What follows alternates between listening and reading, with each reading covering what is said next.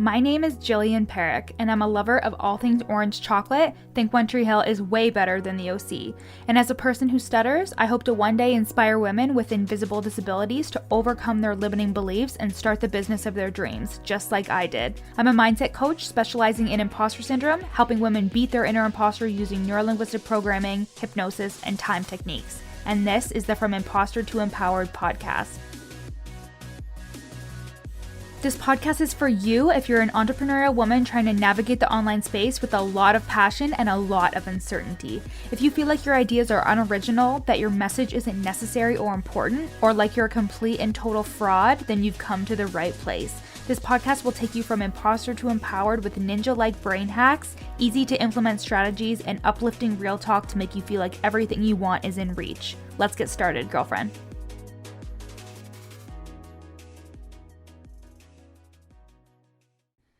Hey everybody, welcome back to the pod. So this month, September, even though I'm recording this right now in August, the month of September has 5 Wednesdays in it, so that means that you get 5 episodes. And I wanted to do kind of a quicker episode because the rest of the month they had been kind of longer because a bitch doesn't know when to shut up. But something that came up for my clients that I kind of wanted to address here in the podcast is about reframing. So you guys have heard me talk about belief bridging, about retraining your brain, changing your thoughts, but why are we doing all of this? Why are we reframing our thoughts? What is the benefit of making our thoughts more positive instead of leaning more into that negative way of thinking that some of us kind of end up thinking like?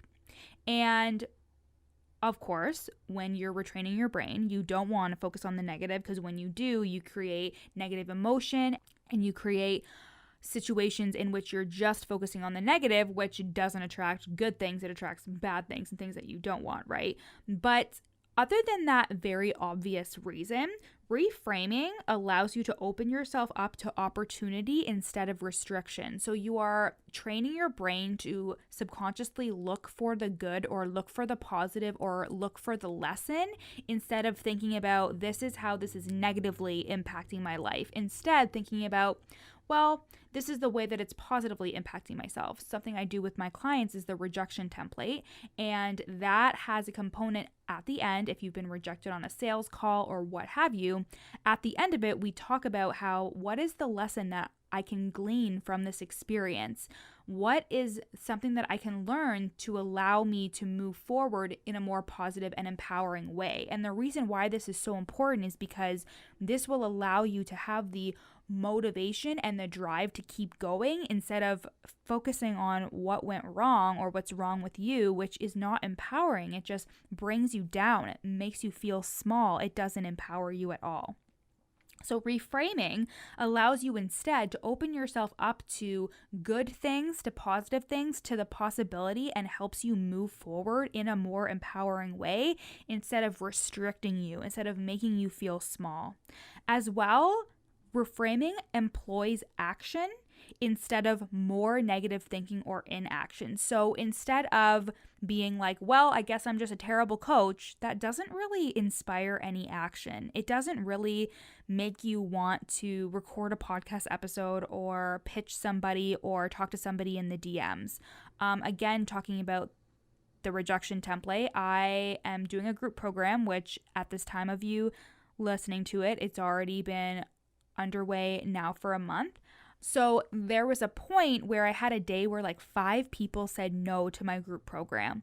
And instead of getting down on myself and thinking nobody wants this program, instead of thinking that, I thought this program just wasn't the right fit for this person at this time, and that's okay. And that allowed me to move forward with inspired action, seeing the possibilities, seeing the people that it actually is a good time for them. It allowed me to see them for what it is instead of focusing on myself and being like, meh, this program sucks. It's not a good timing for this person, and that means that it's not good at all. And that's just not the case. If I allowed myself to get down on a couple of no's, then I wouldn't be able to rejoice and be excited about the yeses, because the yeses are what fucking matter. The yeses are what are important. But if I let myself get so down about the no's instead of empowering myself and saying, well, it's just not a good time for them, no doesn't mean no forever, it just means no right now, then I'm going to take the action that is going to support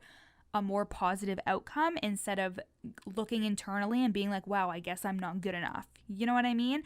And again, reframing employs that action, that inspired action, instead of more negative thinking or self-sabotage or inaction, which inaction pretty much is self-sabotage. Getting in your head and convincing yourself that your thoughts are true, that like you aren't good enough and that your program isn't good enough and blah, blah, blah, is going to mean that you're probably not going to take the right actions or the steps that you would take if you were more empowered, if you were more excited about your service or your program.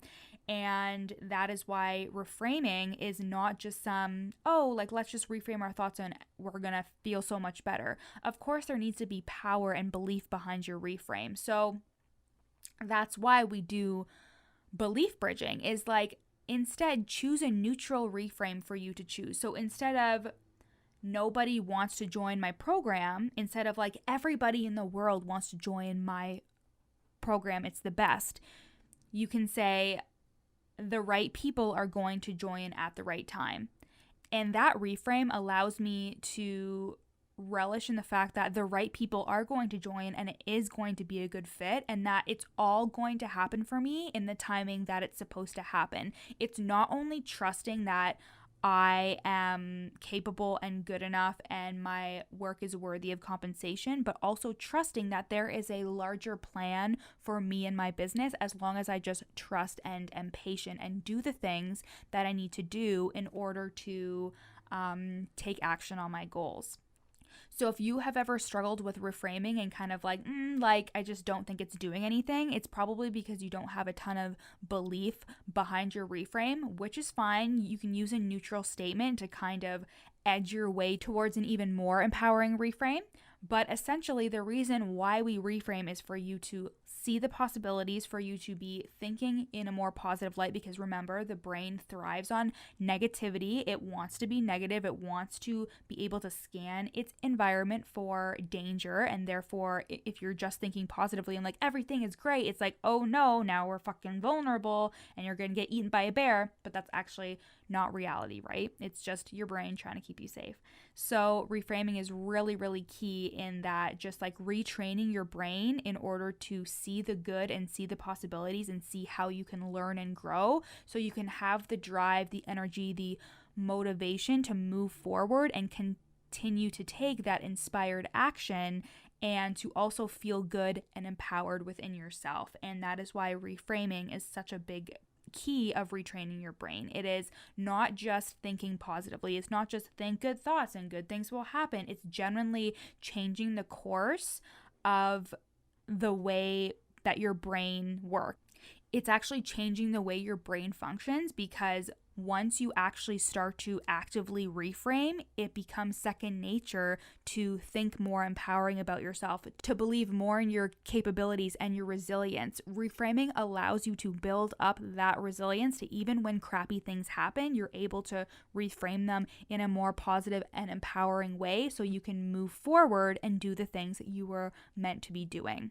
So I hope you guys love this little snippet of this episode. If you're curious about belief bridging and retraining your brain and doing all that stuff, don't forget the From Imposter to Empowered course allows you to do all of this for just $147. These are the strategies that I use with my clients. This allows my clients to make the money that they want to make. It allows them to overcome their inner imposter that's telling them that they can't do it, and really changes their lives. It's all the strategies, again, that I use with them and allow them to really do the work that they love doing. And you can get it at the link in my show notes for $147. And actually, you can even get 15% off of that price using the coupon code FITE podcast. So again, at the link in my show notes, you can buy From Imposter to Empowered, the course. And I hope you guys loved this episode. Talk to you later. Thanks so much for listening to the From Imposter to Empowered podcast with me, Jillian Perrick.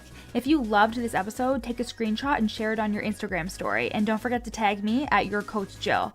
Of course, I'd love for you to rate the podcast 5 stars and leave a review. And if you screenshot your review and send it to me at Your Coach Jill on Instagram, I'll send you a free gift.